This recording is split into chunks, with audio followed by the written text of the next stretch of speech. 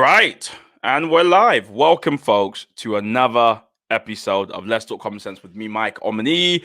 It's snowing outside. Twitter went crazy yesterday with people acting like they haven't seen snow like in their lifetime. Like people were like, it's falling from the sky. I was seeing all sorts of takes. I suppose because we've been in lockdown for so long, people are losing their minds a bit. But it's snowing. Let me know. Is it snowing where you are? I'm here in Manchester right now. Would be lovely to know wherever you're listening from or watching from, because we do have a video version of this podcast on YouTube. Is it snowing where you are? This is, of course, the podcast where we like to bring people with different perspectives together to learn from each other. And, you know, that's what we're going to do today. I've got a really interesting guest who, you know, this whole kind of finishing university, getting the job, working out what your purpose is, that kind of stuff. A lot of students struggle with that little bridge or gap, or season in their life. So we're going to talk about that today with the guest we've got coming on. But before we get into that, the only story I really want to talk about, because it's really the only thing that caught my eye. Of course, I can talk about COVID, and to be fair, you know, you can get an update from anywhere about COVID. What's really interesting to me is some things that Gordon Brown said. Now, whatever Gordon Brown says is going to be interesting. I'm a big fan. Gordon, if you're listening, love you, mate. Been following your work for years. Everyone knows I love Gordon Brown. One of my favorite political figures in kind of recent modern history. Gordon Brown said something I've been saying to friends for so long. He told, I believe it was the Times, that he fears that the UK could become a failed state. Now, I've been talking about this for a while, even on this podcast, this idea that there is no great British identity. And he speaks about this idea that, you know, COVID has kind of exposed all the tensions that have always existed within the UK between, say, Whitehall and the different devolved nations, Northern Ireland, Scotland, Wales, you know, England, and all the other regions. In fact, what Gordon Brown said is we ought to put together a commission to work out how to run this country, because if the polls are anything to go by, more and more people support Scottish independence, which for me, I don't get, but they do, right? And of course, there's now a potential border vote in Northern Ireland. You know, there's all the different nations are at odds with each other, and I don't really know how you solve that. But you know, Gordon Brown told the Times that you know, he's advocating for this federal system where more power is actually given to different devolved nations. I don't agree with that, but that's there, you know. And the point is, the pandemic has brought this really, really forward. So whilst it may be snowing outside, folks, and it may look really pretty, but beneath the surface, the UK is it's got some deep tensions. It's got to address. So it would be interesting to see how people and ministers respond to this. I suspect, just because COVID is, you know, by far the most important thing for most people, it dwarfs every other thing on the political agenda. So what will probably happen is, you know, people will just kick this football down the proverbial pitch, which is what successive prime ministers have done, rather than tackle head on this whole Scottish independence thing, this whole British identity thing, nationalism. They just go, the next guy will do it. Ain't got time for that. So that's the story that caught my eye today. You know, that and all the memes of Bernie Sanders. Which have been hilarious to see. You know, just people. I mean, I've seen some ridiculous ones. I really wish I could show you, but rather than do that, I'm going to bring on my guest. We're going to get his thoughts maybe on the whole Bernie Sanders thing, and then from there, we want to talk about some really important things. So I'm bringing on a radio DJ, radio host, online personality. You know, I've been on these podcasts way long ago, whenever that was. You know, just a great guy to follow online, you know, especially during these times of COVID and all this sadness. So, Maniade, how are you doing? Hello. How are you, Mac? I'm good. I'm good. How are you? I'm blessed, man. I'm blessed. I'm good to be here. You know what I'm saying? Shouts to you, Mike. Like Mike. Yeah. Right. You sound like a rapper from America. Something like that. You feel me? You know what I'm saying? And I don't quite feel you. Hence why I'm asking. What's it? Have you been playing in the snow as well? No, not at all, man. I love to keep it warm, bro. I'm not trying to. Yeah, that's rough play. That's rough play, especially in COVID. I ain't trying to do Rough that. play. What That's does rough. rough play mean? It's That's, very early for rough play. I mean, this this podcast is people listen in the morning. I'm good. That's all I'm. I'm gonna keep it at that. I'm good. I'm good. Well, I'm so good. so before we get into a bit about you and what you do and some things that I think will be really important, I think this podcast is going to be really good for students. It's going to be really good for people maybe in the kind of the early stages of their working life, but really it is good for everybody full stop, right? I don't think it's only for students at all. Yeah. So whilst we're here, if you haven't done so already, subscribe, hit the notification button, become a part of the family. But yeah, no, have you been seeing these not COVID, Bernie Sanders memes? They've been hilarious. Like I can't lie, there was one that took me all the way out. It was, I don't know how they did it. So he edited it so perfectly. It was there was a UFC version of it where he had some guy in the chokehold. It was just so perfect. Like, Yeah. oh no, that is people are too sweet. I saw that one. I mean, obviously we know that Conor McGregor lost his fight not too yesterday. Days. Yeah. Someone did one of. Have you seen the one of Bernie? Where someone did hit Bernie holding his head. No. Oh my! People, you know what? Twitter particularly is just undefeated when it comes to the internet. Always wins. Memes and stuff like that. Always I love it. No, it's good, and you guys should check it out. In fact, I think if you follow TCS Network on Instagram, just TCS Network, one of our social media managers has put together a compilation of some of the best memes. So if you're interested in seeing what some of them look like, just head over to TCS Network and you can see that. So Manny, tell us a bit about what you do. So you work at Beat FM? Yes, I do. So currently I am production manager at the Beat FM. It's a London radio station, mainly catered to the Afro-Caribbean hemisphere things. Hemisphere. That's a lot of people. I mean, there's quite a bunch of us out here. So, but yeah, now I'm catered to the Afro-Caribbean diaspora and demographic. And pretty much, we do what radio stations do: play music, have talk shows, and engage with the community. It's a community radio station. So, yeah.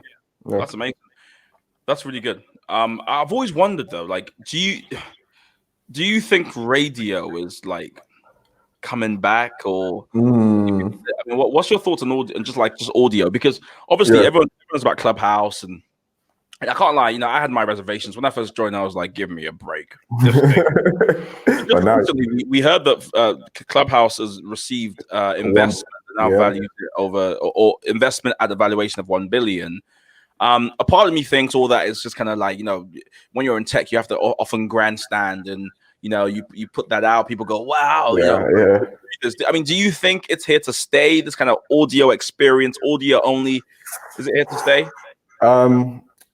So I have a few, I guess, let me think out my opinion and thought. I think Clubhouse right now is definitely thriving due to the climate that we're in terms of COVID, lockdown, people at home, people have more time to spend on their phones, doing nothing, talking all day on Clubhouse.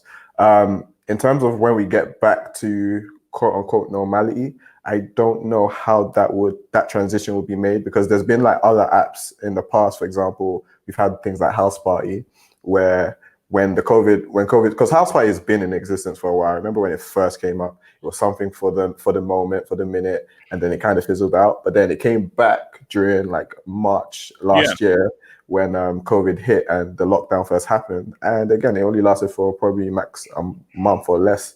So in terms of Clubhouse, I think Clubhouse has a bit more engaging. The way the platform is set up is that there's a bit more that you can engage with. But in terms of how it would transition after COVID, I'm not too sure. But also, even in saying that, I'm aware that Twitter also has their own version of Clubhouse called Spaces. And when that comes up, or if they do happen to launch it, I'm sure there'll be a shift from Clubhouse, just because Twitter's a bigger platform, unless so there might be that competition or rivalry there, but we just have to watch. I've actually been using Spaces. So is it out? Yeah. Well, I'm one of the kind of early testers Ah, people. okay, Yeah. okay. And I tweeted it not too long ago. I really think Spaces will dwarf Clubhouse, Wow. mainly because so Clubhouse is great, but obviously you can tell it's still kind of. I mean, it's been in beta for like a year now, right? Yeah. So it's kind of like, when are you going to release the final version? Yeah. But one of the kind of things about I mean, well, to speak to the difference between Clubhouse and House Party, I think it's that kind of what do we call it? Clubhouse seems more professional, and I Yeah. guess you can do a lot of networking, and there's that kind of idea of finding people, meeting people, stuff like that. Whereas House Party was, for the most part, for your friends. There was that odd time where a random person would barge into your room and you'd be like, sorry. Yeah, you're like, oh hi, I'm friends with John, and you're like, all right. All right. Like, whereas that's totally fine on Clubhouse to just jump into random rooms and just kind of explore and see what's going on. However, the big issue with Clubhouse is when you enter a room for the first time, there's very seldom little context. You're kind of like, what's going on? Unless someone resets the room, as it were. Yeah. You're kind of like, what's going on? Someone's halfway through their conversation. And for me, because I'm not the thought of one sense being engaged is just not for me. I want to see something. I want to have a visual cue. And with Spaces, what it allows you to do is have the same conversation, Yeah. The same way it's done on Clubhouse, but then you can have tweets on the side. You can have you can have a vote. You can do polling to see what people in the room think at the start of the room, at the end of the room. You can DM people whilst it's going on. Obviously, you can read the hashtag and see a live commentary. So you can type and text. You know what I mean? So I just think if they move with it quickly, they're gonna be okay, I think. But hey, there you go. Are you a big user of of Twitter? Because I know that I used to always see you with no top on. You like to keep warm, but half the time I used to see you on Twitter. No. So usually that's in the confines of four walls, but you were asking in context of being outside. So just to clarify, but clarity is good. Gone are those days actually. There's actually been I don't know if you've noticed the transition, but I don't really do much of that anymore, do I, Mike? I'm asking because obviously you're an online personality, and I always find that interesting. Like, how do you kind of constantly stay like, whoa, I'm online, like, check it out. Like, how do you keep the energy up? Because I can't lie. I've got Instagram, I've got Twitter, I do the online thing too. But I definitely just like maybe write a couple of motivational things that I feel and leave it. But you're actually like a personality. So how do you do it? How do you do it? I think some people just graced with certain things. You feel me? The same way that you've got certain bags unlocked. Same way I don't really give it too much of like I don't wake up in the morning and think, oh yeah, I'm an online personality and I need to keep up appearances. Right? It just doesn't work. It just doesn't work that way. I know, but I'm saying, what? I don't know. Okay, is it just that you're just like super upbeat and it just comes across online, or are you also aware that I'm growing something here, I'm growing a brand, or because online you kind of have a brand, don't you? So are you kind of cognizant of that? Are you trying to build that brand, or is it just you're just like, oh, I'm just super motivated, I'm moving my tops off? Pretty much. The funny thing, and it's something that I'm having to even learn still, is for such a long time, because a lot of people maybe in the past, I don't know about now so much, but put me in the box of maybe like an influencer, or again, like you said, personality. But again, I've never really woken up and thought, oh, I'm an influencer, I'm personality. It's just I just happen to do what I'll do and just share it. So for the most part, that's worked in my favor because I've happened to gain, I guess, a following, or people, long and short of it, a following. So, but yeah, I mean, there's, I guess at certain points in early stage of using social media, there was this, want to climb up the ranks, get more followers. But shortly after, when you grow, it it's like how many followers does it take before you get satisfied? You don't. There's no point, because I remember when probably like, because I've been on Twitter now. This year will probably be, because last year was 10 years, so this year will be 11 years. Who's counting? You could see it in your bio. Okay, so, okay. Yeah. 10 years, 12 months. Yeah, but yeah, no. You can see in your bio. So, I mean, when I first started, I was in secondary school, and I remember, of course, like it's just just in secondary school, social status, and how secondary school may go. So you obviously want to climb up. Okay, wow, like I only have like 100 followers now. I want to get to 1,000. Yeah. And then by the time you get to 1,000, still you're like, oh my gosh, I finally reached that milestone. And it's like, okay, I want to get to the next milestone. And it's like, by the time I'm turning 23 in probably like 3 weeks, and those things don't really matter to me at this point in my life. Really, I literally just happen to unfollow pretty much everyone. I did a whole cleanse recently. And it's not, I never cared about, so some people may go on my page now and look because I only follow one person and I have about 9K followers. And some people may go on my page and think, oh, he's doing it for like how the ratio thing looks. And to debunk that idea, before I uncleansed my account, I was following 5,000 people. And that's just to show that I never really cared about what it looked like ratio-wise. Like people would follow me and I'll follow right back without even thought, unless kind of the account looked weird or something.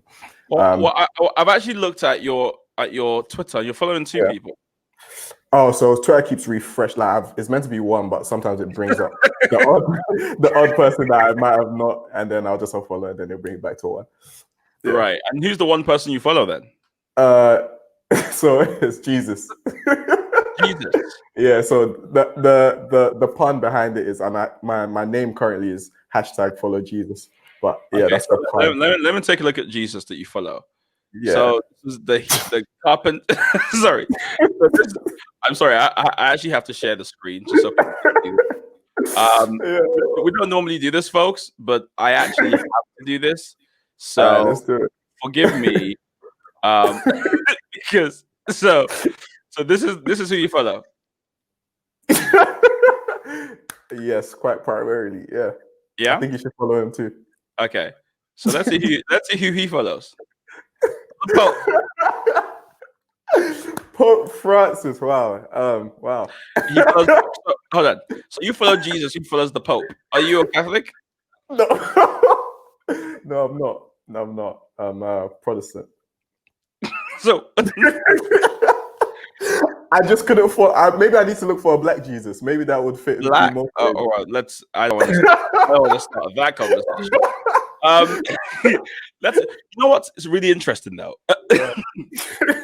Away from the fact you follow Jesus, what's really interesting to me is, so I recently just watched So, and I know a lot of people have seen So, and I think it might be a good proxy for the conversation we're about to have, actually, because with So, and sorry if you haven't watched it by now, then I actually don't care, because it's been like months or something. But with So, you've got this guy who's.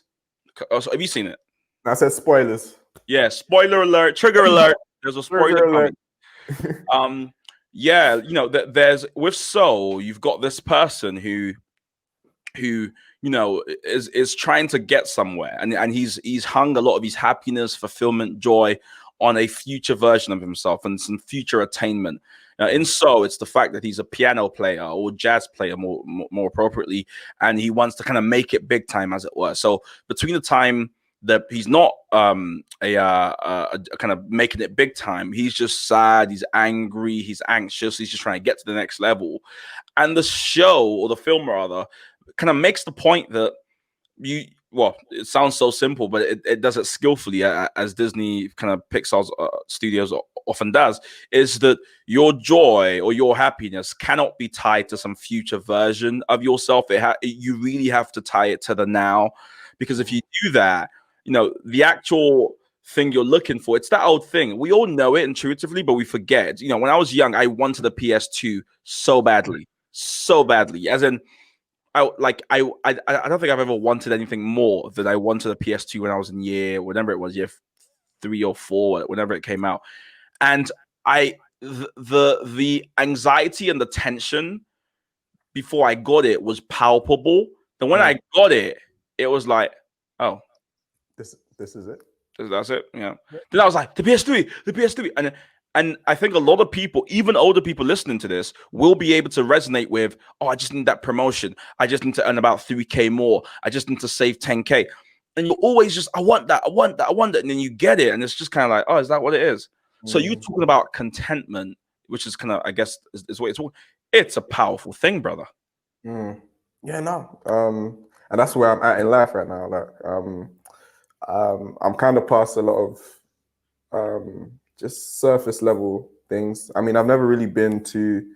I mean, as you grow, you know, there's certain things that with time or as you mature, and you know, social, being in the limelight or being out there, seen by everyone, like that allure kind of it's really died down in me. I mean, and I understand that naturally I'm someone that when I probably step into any environment, I'm quite seen. But at the same time, like I'll rather that come supernaturally than, and not supernaturally, like supernatural, but like natural. But like, well, you follow Jesus and he follows the Pope. So yeah, maybe I was onto something. Yeah. But yeah, no, I would rather that just be a natural occurrence than supernatural than to attempt or try. So yeah, like going back to social media and like Twitter, for example, again, to give kind of a bit more of a understanding of why, for example, I unfollowed. Again, it's not for aesthetic purposes or anything like that. It's just one, social media. I found I really got a big distaste for it last year. Why? What happened? Multiple reasons. All right, cool. Let's get into it. So, I mean, even before, so I don't know if you watched on Netflix the documentary, The Social Dilemma. Have you seen that? Yeah, a lot of people. Yeah. Have seen it. Yeah. Before I was even doing that, I actually wrote. I did the similar, like for my dissertation, I did something similar. Right, and right after I'd done that, that was when the documentary came out. So it was just like, oh wow, like because all the people that I was researching, like I forget names, but they came up, and I was like, yeah. Crazy. But long story short, in terms of that can paint an idea in terms of just let's see how it's addictive. I've always been someone who's overused social media, in my opinion. Stay on it for quite a long time, pretty much every part of your day, while you're doing something, phone in hand, while you're not doing something, phone in hand. And it kind of takes away from self in terms of I'm always viewing and looking at other people. I'm always looking at other people's thoughts. I found alarming when I stripped back and thought it through. And the reason why I even picked it for my dissertation was because something triggered it, but I'll get to that. But what I find alarming is that in a span of a minute, I could be on Twitter and I'm going through the timeline. Yeah. First tweet makes me laugh. Haha. Second tweet is a tweet that requires thought. So I'm thinking, third tweet, I've just seen someone get murdered and I'm literally seeing a live body dead. Next tweet. So like in the space of 1 minute alone, I've gone through like 10 different emotions. And it's like, and we may not be cognizant of it like in real time, but it messes with your whole, your soul, long and short of it. So I just found that it's just not worth it. Like it took me a while to even to take that action of unfollowing, but at some point I was just like, this is not worth it. A few things that did trigger it were last year around that time was when George Floyd happened. That was very like, and again, lockdown just happened. We're all in lockdown already. Things are heightened. This was when it was fresh as well. We don't know what's going on. Everyone is scared. George Floyd is going on. Just the trauma around that time as well. Influencers were getting cancelled, and I know a lot of people as well. And I could just see that the spaces that I'm sharing, the spaces that we're in, there's just not a lot of love, empathy, and just people are just so ready to attack people, cancel people, and I'm just like, it's just not, again, good for my soul. So I was just like, you know what, I'm curious to know, did you only do it on Twitter then, or did you do it on Instagram as well? Did you unfollow everybody, or? Yeah, so I only did it I did Twitter first because I was like, I've been here long enough. I've seen Twitter. Twitter works in cycles. Same conversations come up. There's always gonna be, so I pretty much feel like I've seen it all. I've been there again 10 years. Yeah. But I'm like, I'm through.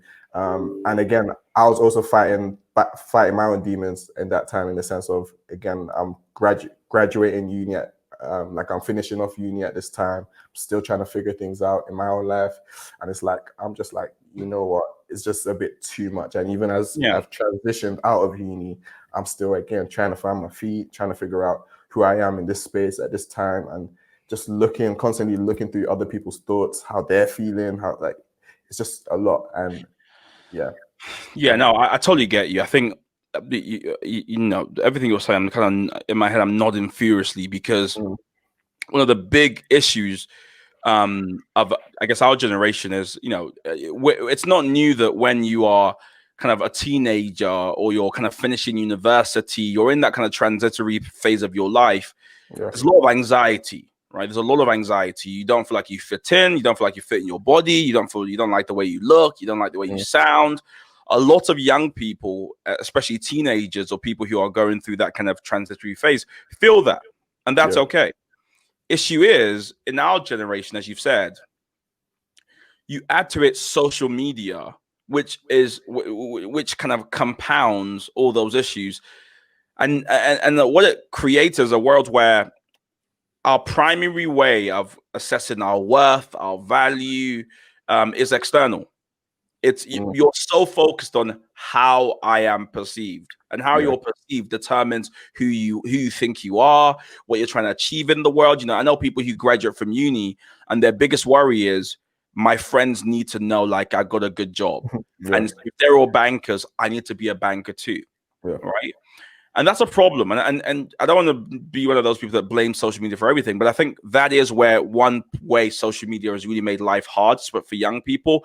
So whereas we should be determining value internally and asking yourself, when you graduate, I hate to quote Gary Vee here, but I can't even quote him, but I remember him saying something like, when you graduate, like, that's not when you play safe and try to be, that's when you go crazy and start a band.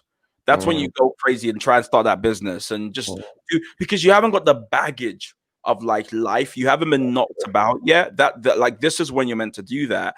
But unfortunately, people don't do that. They think, what will other people think about my, whatever, my decisions, and end up settling or doing something that it's not even them. But unfortunately, the social media toxicity, as you said, is so high. It's so much. I don't think it's all vindictive. I don't think it's just evil people, whatever. I think it's the sullying effect from being hyper visible and being able to kind of watch what people are doing, watch their wins, the whole highlight reel thing, everything you've said so far. So more power to you, man. If you're gonna do that, I know some people listening may think, hold on a minute, I want to follow Jesus. Obviously, follow the right one. Yo, you're open to many faiths here, so follow whatever follow whatever you want to follow. But I find that really interesting. So, what advice then would you give to maybe to a younger version of you, with everything you know now and all the great work you're doing? What would you say to a younger Maniade, as your online alias goes? Yeah. What would I say? I would say a lot. I would. I own your t-shirt in the morning. Inside joke. But yeah. So I would say, really get to the core of who you are. I think it's interesting because, of course, like, speaking to myself in retrospect, is it because I would love something to change in today, or is it just because of or just the wisdom I have now, just to equip myself then?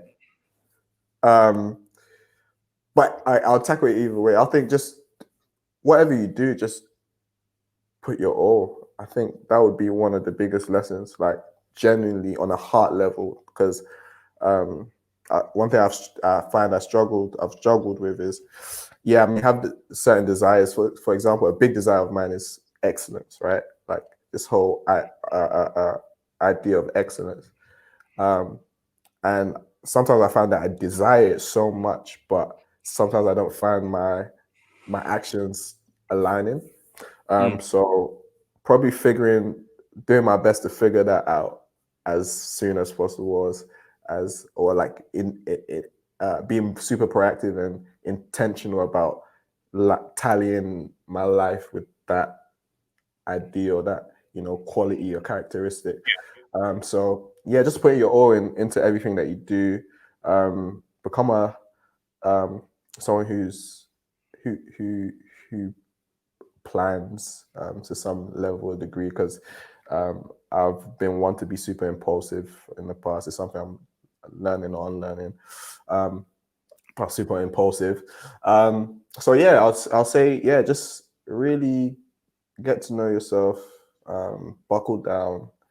Life is I think I was in a bubble at some point, just Yeah. so popping that probably a bit faster and just coming to reality of things, and yeah, just acting accordingly. That's ace advice, mate. It's very ace advice. And this is one of the things I hope lockdown does for people, is really give people a chance to think about what matters, to add more news content to some of this.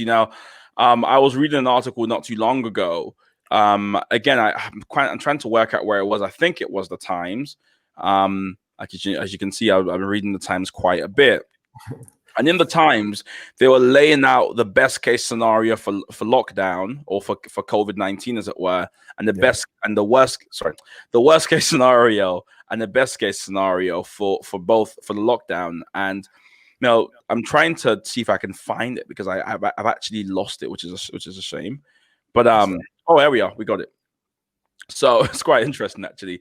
So the best case scenario is that cases are pushed down by lockdown, right? The 20 million first doses are given by March, with more on the way, and that the vaccine stops transmission, and then the new variants elsewhere also respond to the vaccinations. If that's the case, schools will open, domestic travel should open up.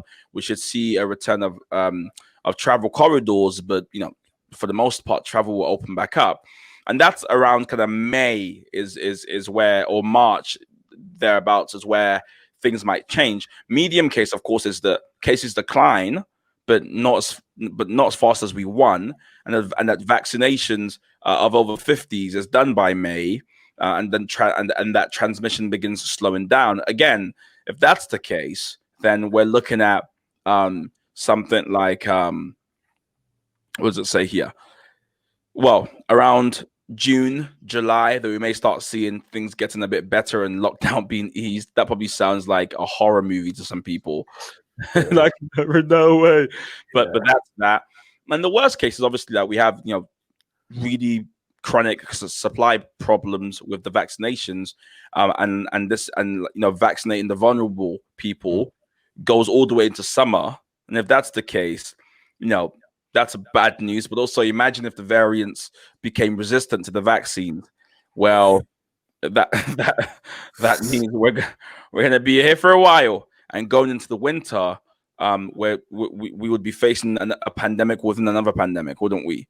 Because things would just get super, super bad. So I hate to sound like everything's just negative, but the reason I bring all that up is to say that we've still got a good more months, if you like, of lockdown. Yeah. And so I think this is the time for soul searching, especially for young people, to really work out and ascertain what it is you want to do. I read a quote online that spoke about, everyone's rushing to get back to normal, but what they need to be asking is what normal is worth rushing to get back to, right? Because there's some things we're not doing anymore that it's good that we're not doing it. They were bad. or they were really kind of eudaimonious, and for that reason, you should have stopped doing them.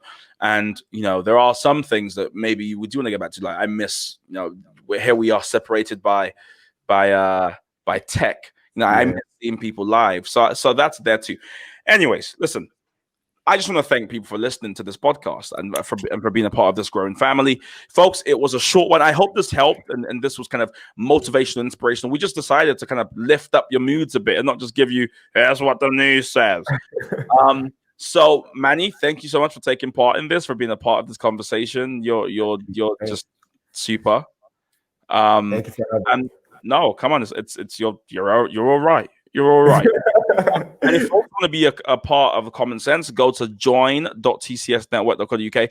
And actually, I haven't asked people to do this yet, but you need to go and follow the social media pages, LTCS Podcast on Twitter and on Instagram. And I can see when you follow. So follow. And if you have any thoughts, you have any things you wanna say, or you even have a guest you want to suggest for the show, then do not be a stranger. Drop me a message, drop us a DM, and we'll make it happen. But that's it. I hope you have an amazing week, and we shall speak with you later. Blessings.